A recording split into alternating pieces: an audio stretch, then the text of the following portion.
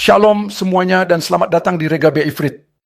Pekan ini kita akan menutup kitab Bereshit dalam Parashat Vayechi ini. Di akhir sidra kita membaca tentang Yakov ayah kita yang pergi ke Mesir. Dan sayangnya tentang kematian dan wafatnya Yakov ayah kita. Chafetz Chaim mengemukakan poin penting tentang hal ini. Pada pasal 47 ayat 28, Vayechi yamei Yakov shnei chayav sheva shanim varbaim umat shana. Ada hal yang sangat penting yang ingin disampaikan Torah kepada kita mengenai hal itu. Chafetz Chaim menjelaskan bahwa kata-kata yang sama, yaitu hari-hari Yakov shnei chayav, secara harfiah berarti dua kehidupannya.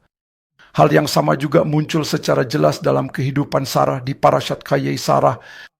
Kita membaca tentang dua kehidupan Sarah dan di sini kita membaca tentang dua kehidupan Yakov. Apa maksudnya dengan dua kehidupan? Bukankah kita hanya hidup sekali? Setidaknya seperti itu. Dengarkan yang disampaikan Chafetz Chaim kepada kita dalam komentarnya. Sebagaimana yang ia kutip dari Rashi, ia menjelaskan, ia berkata bahwa kehidupan dan hari-hari yang dijalani bersama Yosef, maksudnya setelah Yosef kembali, nilainya setara dengan seluruh hidupnya sebelumnya. Tahun-tahun itu, waktu yang terbatas yang ia jalani bersama Yosef di akhir hidupnya, dihitung sebagai seluruh hidupnya sebelumnya. Dikatakan sebagai berikut. Chafetz Chaim menjelaskan, ada begitu banyak penderitaan dan cobaan dalam hidup Yakov. Pertama dari Esaf, lalu dari Laban dan seterusnya. Sehingga ia ingin hidup dengan damai. Namun kemudian musibah Yosef menimpanya. Ingat, setelah peristiwa bersama Laban dan Esaf, saat itulah musibah Yosef menimpa hidupnya dan ia berduka selama 102 tahun. Bisakah saudara membayangkan berduka selama 102 tahun? Kitab Kohelet menyatakan sebagai berikut, dan seperti itulah seharusnya kita memahaminya. Towakarit davar mereshto. Akhir lebih baik daripada awal. Penting bagi kita semua untuk melihat bukan bagaimana kita memulai hidup, tetapi bagaimana kita mengakhiri hidup kita. Saat ini sebagian dari saudara sedang menonton saya di sini.